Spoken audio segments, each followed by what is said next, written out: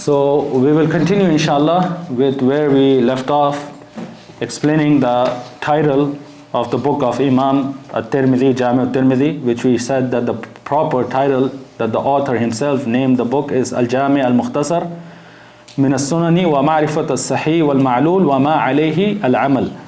And we stopped at the second word in this title, al-Mukhtasar. Now we continue with the third word, which is min as-Sunan. Al-Jami al-Mukhtasar min as-Sunan. And we can also derive from this, just like we derived from the word as-Sunan in Sunan Abi Dawud, that the Sunnah, it refers to the marfu ahadith, the Sunnah of Prophet Muhammad sallallahu alayhi wasallam. And this is a reality of the book of Imam at-Tirmidhi, al-Jami'. You will find extremely rare mawqufat. There are no mawqufat except in rare instances. Extremely little number of mawqufat, the athar of the Sahaba and the Tabi'een. And these rare mawqufat that he has, the athar of the Sahaba and the Tabi'een, he has mentioned them to give proof to who from the Sahaba and the Tabi'een acted upon these ahadith. In these rare instances that he has mentioned these mawqufat pertain and relate to the actions of the Sahaba and the Tabi'een in relation to these ahadith, who from them acted upon these ahadith. And from the benefits that can be mentioned is that from the differences between Jami at-Tirmidhi and the other books of hadith or kutub al-Sitta is that he does not use the word kitab when he has structured and organized his books. The other muhaddithin, they use the word kitab, kitab al-tahara, kitab al-salah, kitab al-zakat, the book of purification, the book of prayer, the book of fasting, etc. He uses the word abwab, abwab al-tahara, abwab al-salah, yani chapters, several chapters of purification. And then he will mention underneath it bab so and so, bab so and so. So instead of using the word kitab, he uses the word abwab, Now we'll mention some of the similarities and differences between Jami at-Tirmidhi and the other books that we have covered. So from the similarities between Jami at-Tirmidhi and Sahih Muslim is the precision that Imam Tirmidhi gives to the different wordings of the hadith. So he narrates the hadith and gathers his different words that are found in the various chains of that hadith in one place. Like as we said, Imam Muslim also does, and he is known for that. So those words that are different, that are added, subtracted, he mentions all of this in the same place with the hadith. And as we said, this is similar to Imam Muslim, where he mentions these words all in one place, and he does not split up the hadith like Imam al-Bukhari rahimahullah did in several other chapters and repeats the ahadith.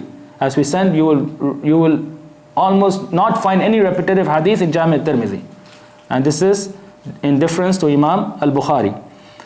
From the aspects in which he resembles Imam al-Bukhari or Sahih al-Bukhari is his importance to the fiqh of giving importance to fiqh al-hadith, giving importance to the fiqh that is derived from this ahadith. As we said repeatedly, from the distinguishing aspects of Sahih al-Bukhari is his chapter headings, tabwibat, that contain the fiqh of this ahadith, the jurisprudence matters of this ahadith. Similar is the case of Imam at-Tirmidhi. Rather, Imam at-Tirmidhi made it a condition upon him to not mention any hadith in his book al-Jami' except that it has been acted upon by one of the fuqaha. And we take that from his title when he says wa ma alayhi al-amal. He has made it a condition upon himself to mention the ahadith that any of the jurists from the great jurists of Islam have acted upon this hadith. So this is a condition that he has set in for himself. So one now benefits that Imam Abu Dawud in his Sunan, he has made a condition to gather all the foundational ahadith of ahkam and jurisprudence that the fuqaha can use for their rulings and deriving them. Imam at-Tirmidhi has gathered the ahadith, made it a condition to gather and mention those ahadith that any of the fuqaha, any of the jurists have acted upon. So this is a main condition in his book. So you will find that after many of the ahadith that he narrates or mentions in this book, he will mention after them وَالْعَمَلُ عَلَى هَذَا عِنْدَ أَهْلِ الْعِلْمِ. These are statements you will find in vast numbers in this book. After several ahadith he will mention وَالْعَمَلُ عَلَى هَذَا عِنْدَ أَهْلِ الْعِلْمِ, that the scholars, the jurists have acted upon this hadith in unity. That the scholars of Islam and the jurists have acted upon this hadith in unity.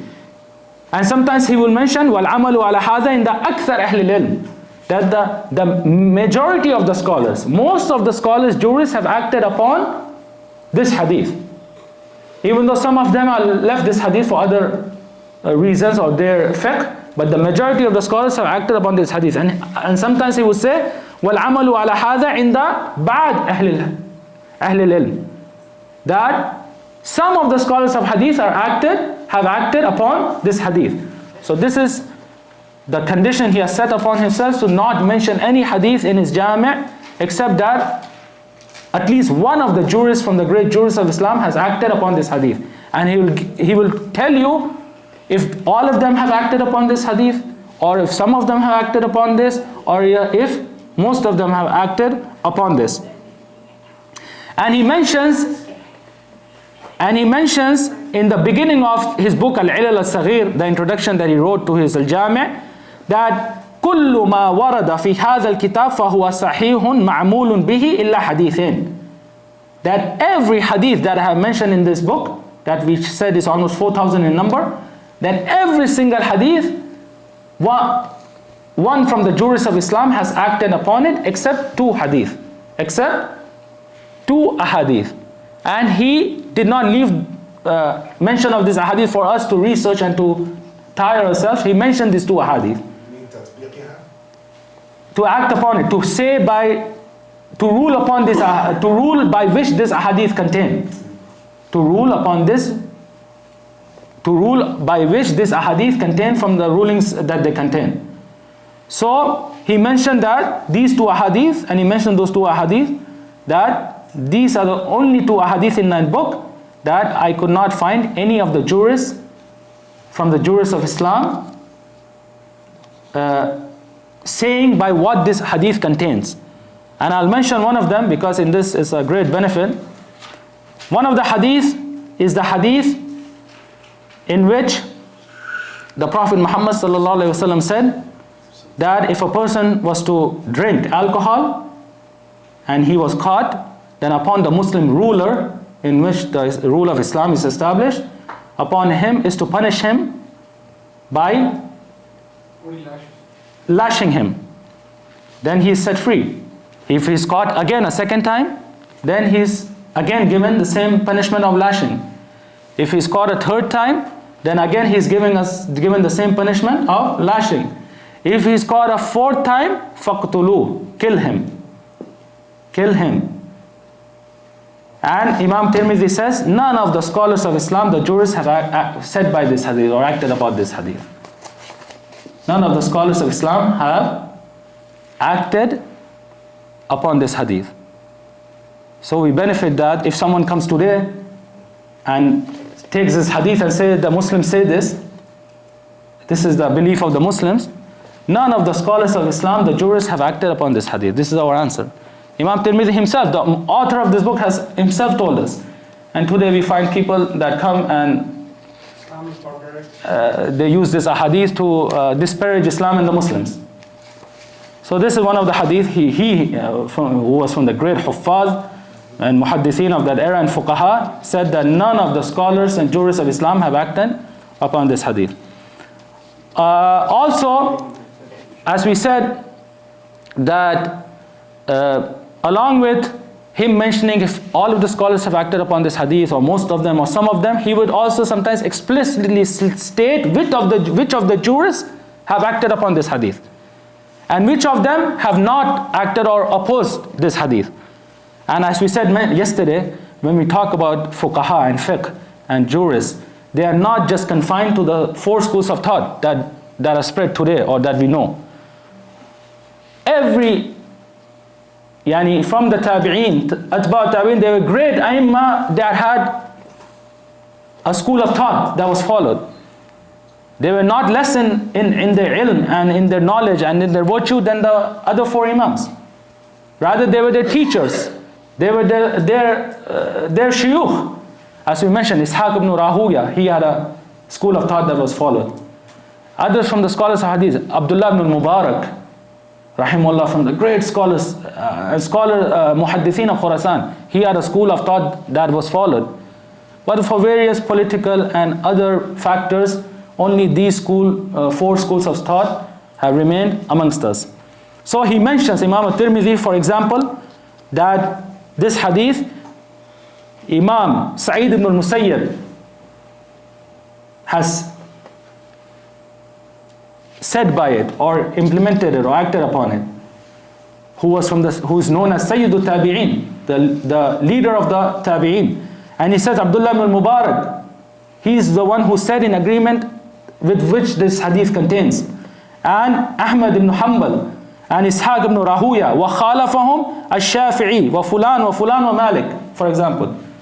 But Imam Shafi'i and Imam Malik have opposed these jurists in saying by this hadith. They do not say by this hadith because they have other proofs, or they combine the proofs, so they rule by another ruling. So he explicitly even states who from the jurists have said by this hadith and who from them have opposed this specific hadith. And as I said, based on other proofs, because a ruling is not made just by looking at one proof. The various proofs in that specific matter and chapter are to be collected, and then the fuqaha, the faqih, makes a ruling on that matter. So this is a way in which Imam Tirmidhi is similar to Bukhari, his importance to fiqh, and he's different, and he is a distinguishing aspect of his, that he mentions for every hadith who from the fuqaha followed it, who opposed it, and this is something he made a condition upon himself, not to mention any hadith in Jami al-Tirmidhi except that at least one from these great fuqaha have said by it and followed it, except 2 hadith that we just mentioned. Also, as we said, one of the differentiating factors between him and Imam al-Bukhari is he does not repeat the hadith. He does not repeat the hadith like Imam Bukhari rahimahullah does. And also one of the differentiating factors between Imam at-Tirmidhi and Bukhari and Abu Dawud is that he narrates the complete hadith like Imam Muslim does. In this he's similar to Imam Muslim, and he is not similar to Bukhari and Abu Dawud, that he narrates the complete hadith, even if it has several sentences that are not related to the chapter he narrated upon. In difference to Imam Bukhari, who just mentions the part that relates to this chapter and mentions the other part in the chapter that relates to it, like we said for Imam Abu Dawud. But Imam at-Tirmidhi mentions the complete hadith like Imam Muslim does. And from the great benefits and distinguishing features of this book, Imam Jami at-Tirmidhi, that is not found in other books of hadith, is that after every hadith, he mentions the shawahid of this hadith. So he says, وَفِي الْبَابِ عَنْ فُلَانَ وَفُلَانَ وَفُلَانَ, meaning we have a terminology in the science of hadith which is called al-mutaba'at wa-shawahid. Al-mutaba'a wa-shahid. Al-mutaba'at wa-shawahid. What does this mean? When we talk about, we mentioned this several times, that we gather the chains of narration of a hadith, and in this way it can be salih al-i'tibar, it can raise a level from da'if to hasan li ghayri, from hasan li dhati to sahih li ghayrihi. When you gather the chains of narrations of a hadith, when you gather the chains of narration of a hadith, and we also mentioned that near the muhaddithin, the sahabi is the most important aspect. So if the hadith, the sahabi differs, then it is a separate hadith. It is a separate hadith.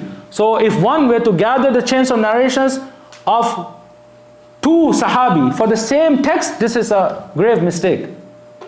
Rather, the chains of narrations are gathered for that text for the same sahabi. Even though that text is also narrated by another sahabi, but those chains of narrations are gathered separately for that sahabi. This is the way of the muhaddithin. So when you gather the text of this chains of narration, these are called mutaba'at, that which follows the other. In Arabic, that which follows the other. So Imam Bukhari, for example, narrates on his shaykh, and when you gather the chain, you will find that some other scholar of hadith narrated on another shaykh, but both of them narrate on the same shaykh. So this is mutaba. He followed the other in narrating on the same shaykh. This is mutaba'at. The shawahid are what we just mentioned, a hadith of the same text or similar text on different sahaba, of different sahaba. So these are shawahid. That this hadith yashhad li hadith akhar. This hadith gives proof to the other hadith. As we said, a hadith that is narrated by a lot of narrators and many sahaba, it is stronger in status. It gives proof that this hadith was narrated exactly like it reached us. The more the numbers, the higher its rank and status. So Imam Tirmidhi, from the distinguishing aspects of his book, is that after every hadith, so he narrated a hadith on Abu Huraira, for example. Abu Huraira radiallahu anhu, and as we said, he made a shart upon him, a condition that he mentioned in his title, Al-Mukhtasar, summarized, concise book.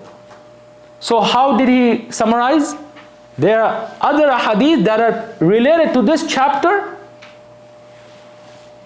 that are narrated from other than Abu Huraira. For example, Abdullah ibn Abbas, Abdullah ibn Umar, and Abu Sa'id al-Khudri, three of them. So he will say after hadith of Abu Huraira, وَفِي الْبَابِ عَنْ Abdullah ibn Abbas, wa Abdullah ibn Umar, wa Abu Sa'id al-Khudri. That in this chapter, also Abu Huraira, Abdullah ibn Abbas, Abu Sa'id al-Khudri have also narrated same or similar ahadith. Just a very concise statement.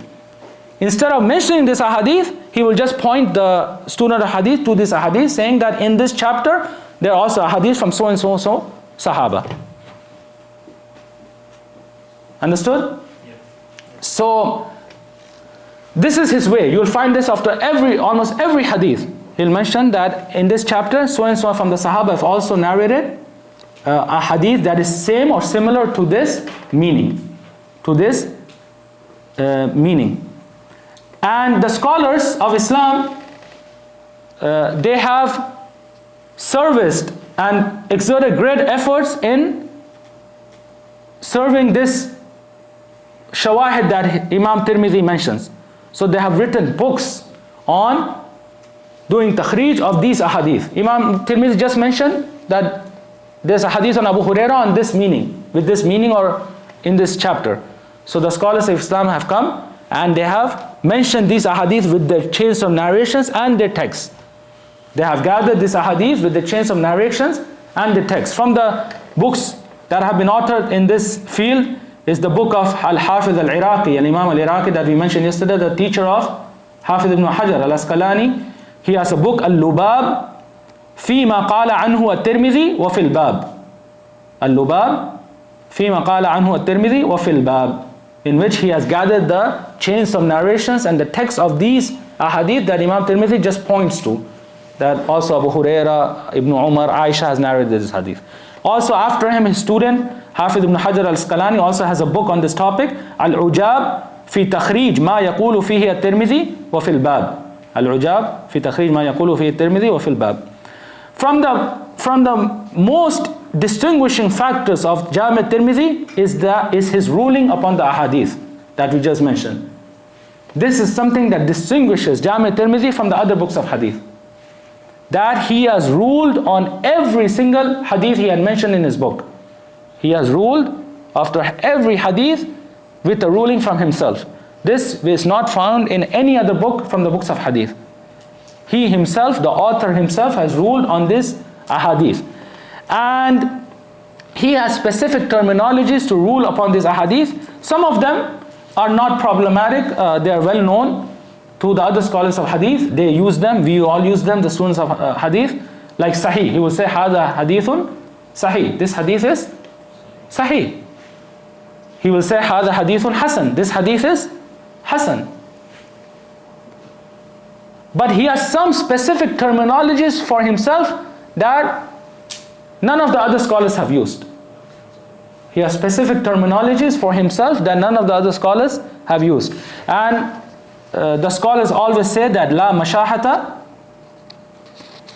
fi istilah. La mashahata fi istilah. Yani there is no blame to be placed on terminologies.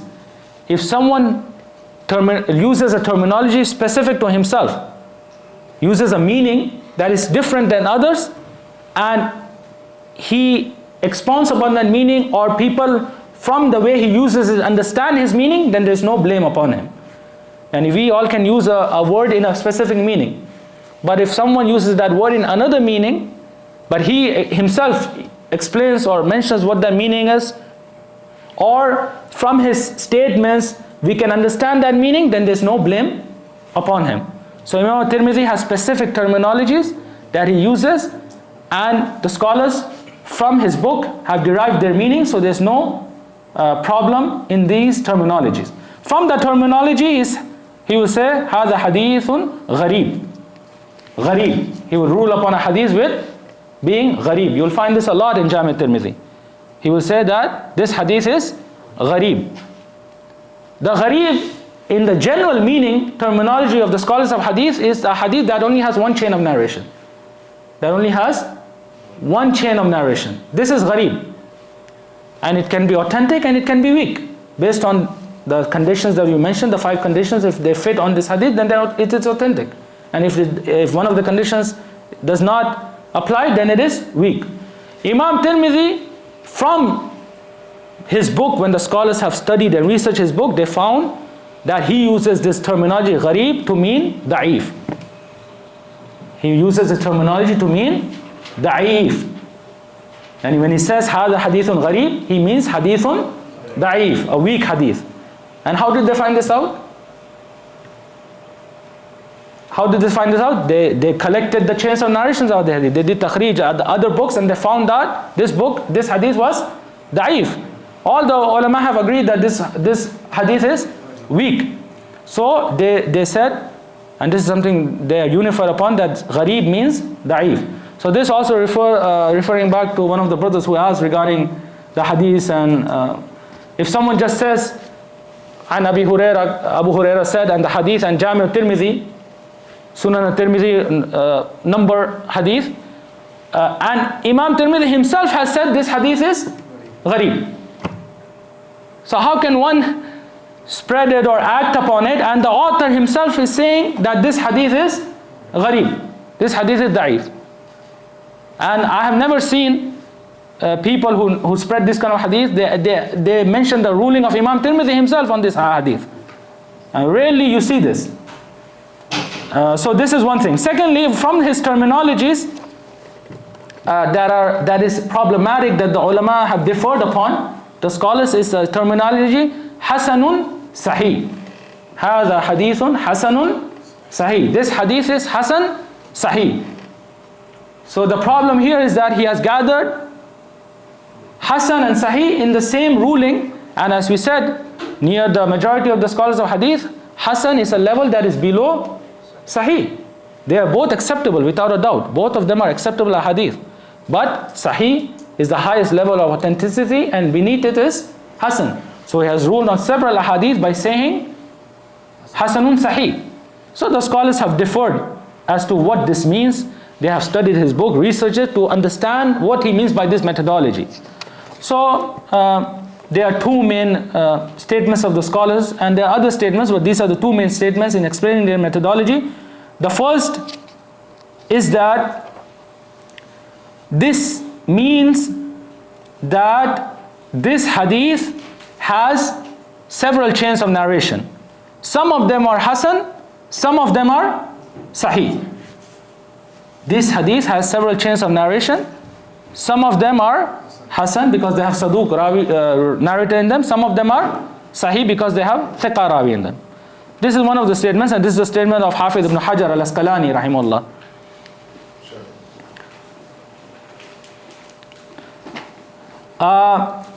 But the other statement, which is a statement of Imam al-Zahabi rahimahullah, that we find more correct, is the statement of Imam al-Zahabi, or his position, that Hasanun Sahih is the same as Sahih. Hasanun Sahih is the same as Sahih. This is a terminology that Imam Tirmidhi has used for authentic ahadith. Hasanun Sahih. And what is the proof of that? The proof is that Imam al-Tirmidhi rarely uses just Sahih in Jami al-Tirmidhi. You rarely find him ruling on a hadith with just the word Sahih. And it is not possible that only a small number of ahadith are just Sahih. Are just Sahih. So Hasanun Sahih is a terminology that he used that is similar to Sahih. And it is not possible in 4,000 ahadith, or very few are only Sahih. So Hasan Sahih is also a terminology that he uses to describe Sahih. And this is something that we can mention example for the listeners to understand, is that we have two terminologies, Muslim and Mu'min. Muslim and Mu'min.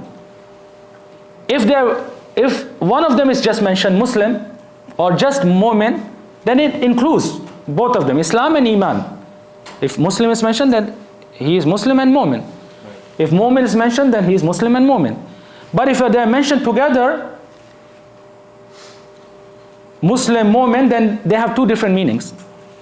They have two different meanings. Iman is something higher than Islam, something more deeper than Islam.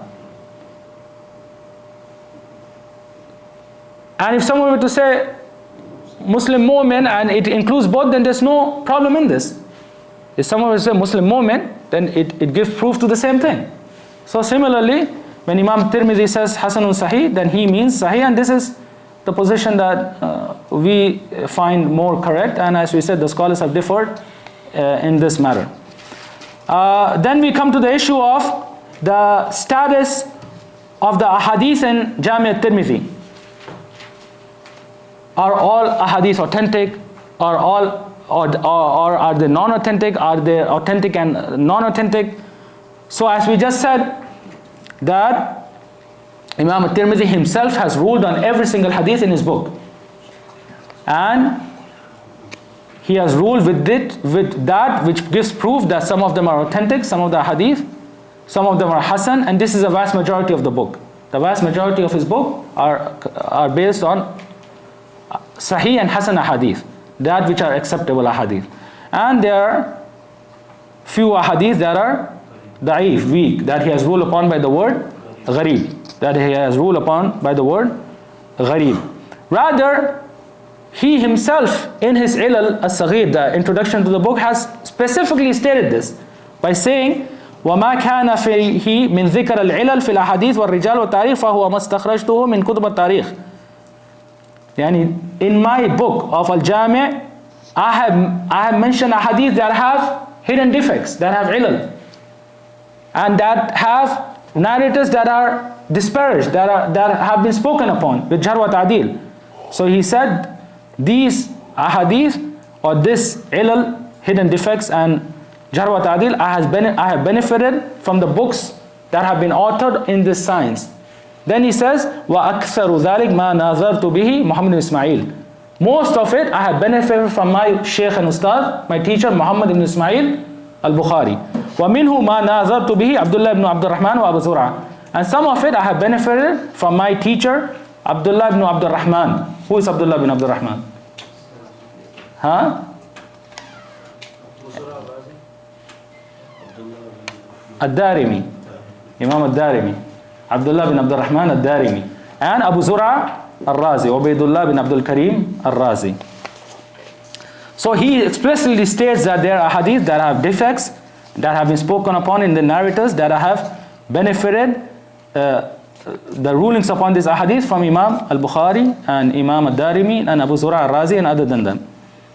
And rather we have ahadith that he has explicitly stated that they are da'if, in addition to the word gharib. So he says in a hadith that هذا حديث ليس إسناده بذاك القائم. This hadith is isnad, it does not amount to anything. It does not amount to anything. And he has an even more explicit statement after one of the hadith. He says هذا حديث غريب وإسناده ضعيف. This hadith is gharib and his chain of narration is da'if. So he himself has ruled upon the hadith of this book. And as we said, the vast majority is Sahih and Hasan, and they are da'if ahadith. And he has explicitly stated in his introduction to the book, Al-Ilal al-Saghir, that he will mention da'if ahadith in this book. As far as the level of Jami at-Tirmidhi amongst the 6 books of hadith, as we said, Sahih al-Bukhari is the highest of these books, then Sahih Muslim. And then as we said, comparison to the students of Ibn Shihab al-Zuhri that Imam al-Hazimi mentioned, some scholars place Jami at-Tirmidhi above Sunan Abi Dawud, because even though he has narrated on the 4th tabaka, most of his hadith on the 4th level, but he has ruled upon every single hadith. He has not left it hidden or not remained silent upon them. And some scholars place Sunan Abi Dawud before Jami at-Tirmidhi in level, because Imam Dawud has narrated mostly on the 3rd tabaka, the 3rd level. And in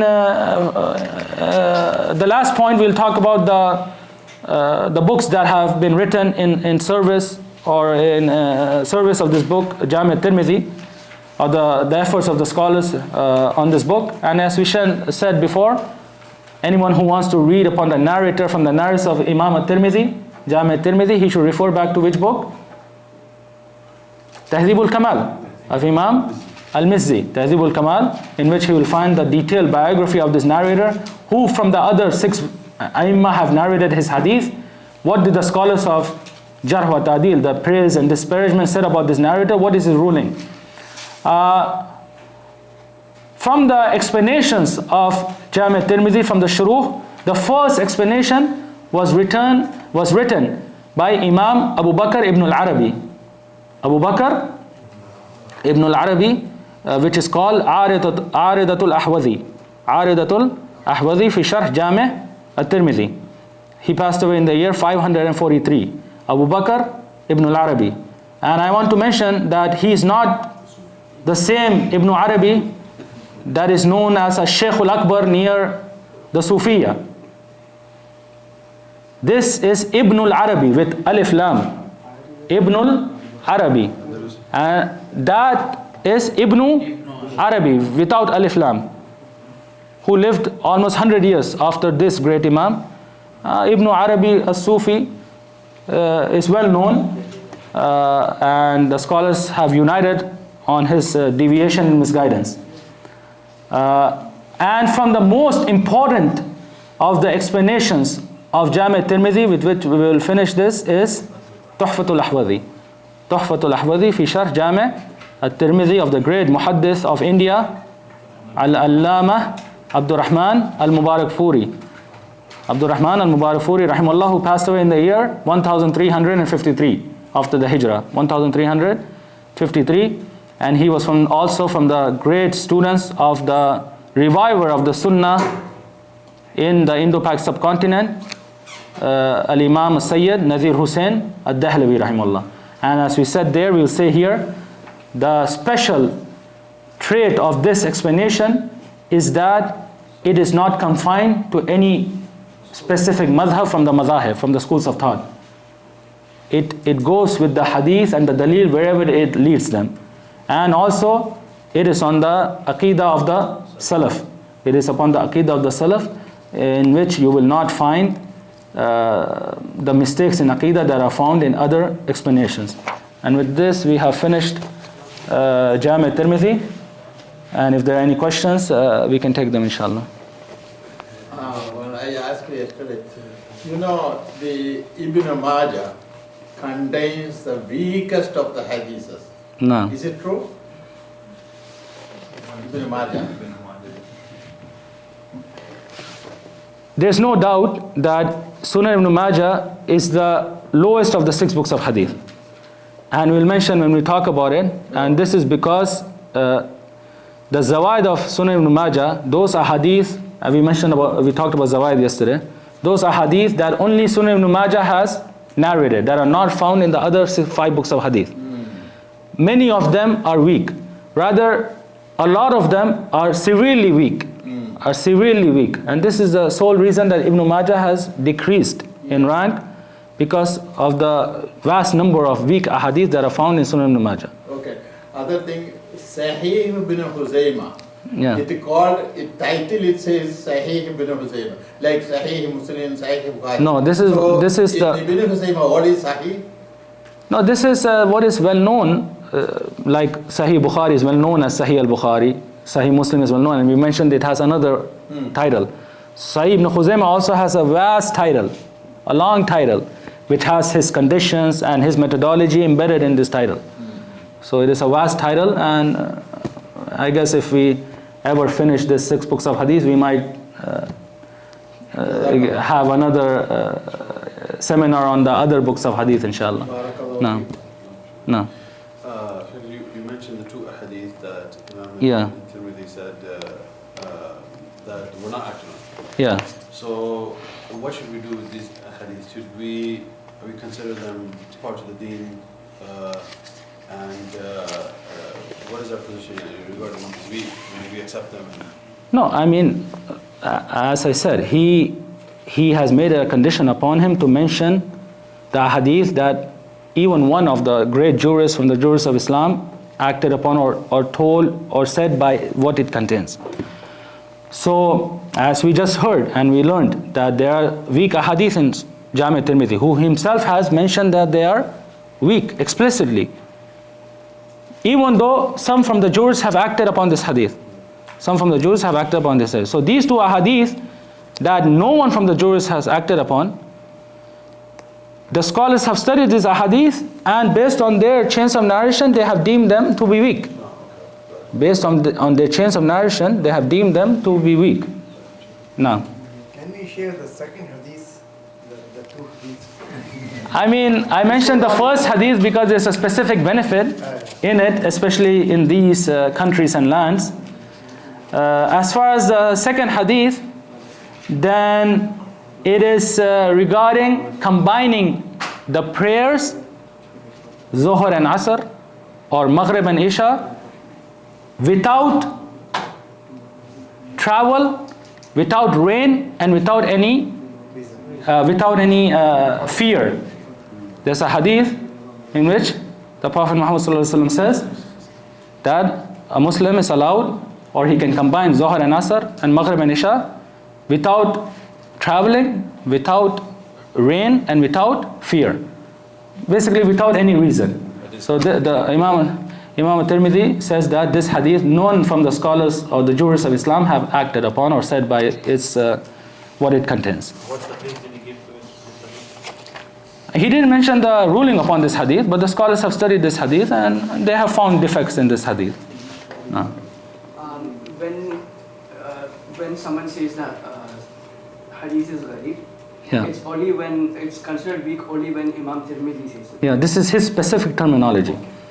As we said, the other muhaddithin, the well-known terminology is a gharib. It has one chain of narration, and it can be sahih or da'if based on the conditions it fulfills.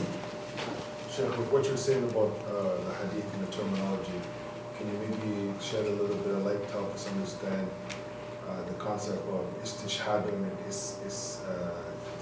istishhadun and istidlal, and how they use it as a proof, but then they take the shahid, just so you can get a better concept.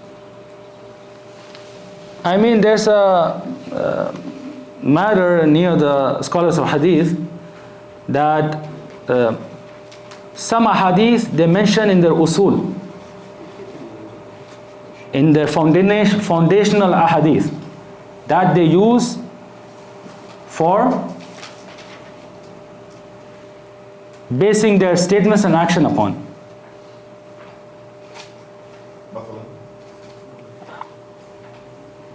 Imam al-Bukhari rahimahullah and Imam Muslim rahimahullah, they have ahadith that they have mentioned in usul and mutaba'at and shawahid.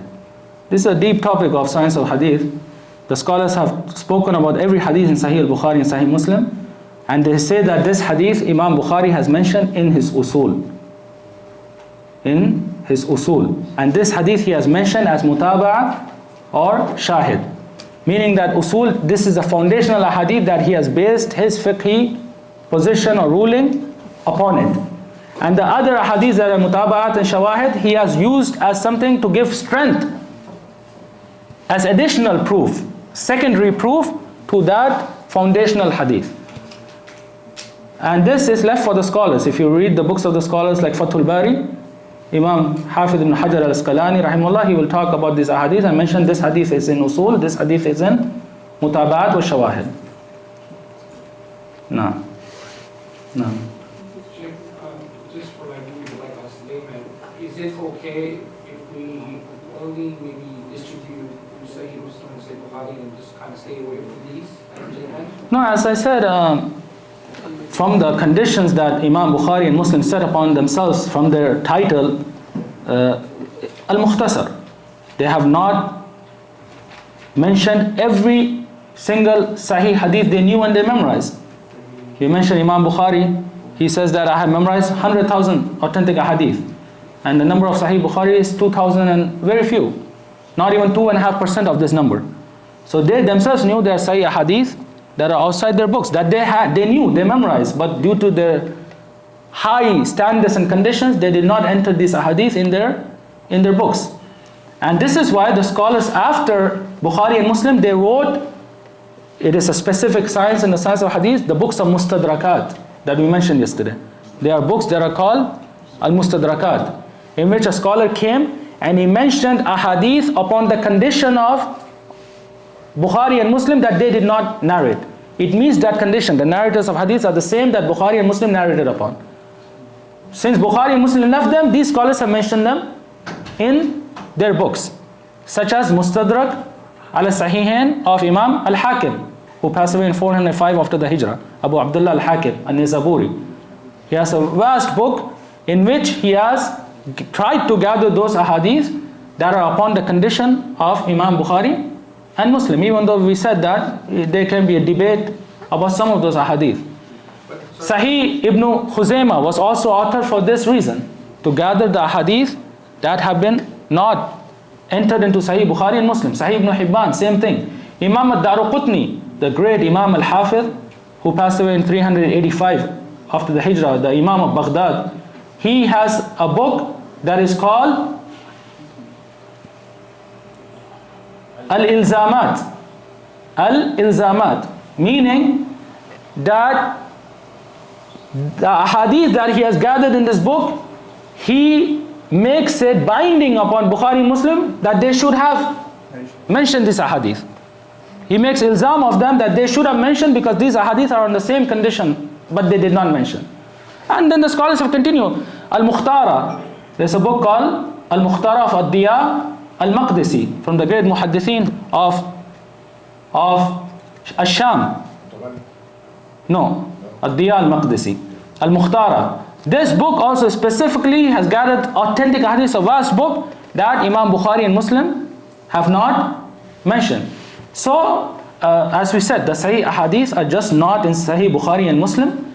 And as long as a layman, the least that he does is he refers back to the scholars who are reputed in this field, who are known for their integrity and following the science of hadith as it should be followed according to principles, not following their desires, not following their intellect, etc. So he can mention the ruling of the scholar of this hadith and he can follow it and spread it. And this is what Allah Tabaraka wa Ta'ala has ordered the laymen to do. فَاسْأَلُوا أَهْلَ الذِّكْرِ إِن كُنْتُمْ لَا تَعْلَمُونَ. That if you do not know, then ask the people of dhikr, ask the people of knowledge. So this is what is binding upon the Muslim. Shaykh Muqbil, rahimahullah, from the great scholars of Yemen of our time, Muqbil bin Hadi al-Wadi'i, rahimahullah, who was from the first graduates of the faculty of Hadith of the Islamic University of Medina. The first master's degree that was ever awarded, or from the first, was to Shaykh Muqbil bin Hadi al-Wadi'i rahimahullah, and he did tahqiq of this book of Imam ad-Daraqutni, al-Ilzamat wa Tatabbu. He did edition, gathered the manuscripts of this book and edited this book. That's another book. He authored another book. So there are scholars who have done this, and we mentioned Shaykh Diyar Rahman al-Azami rahimahullah, who has gathered, after 20 years of hard work of his life, Sahih authentic Ahadith in one book. Now.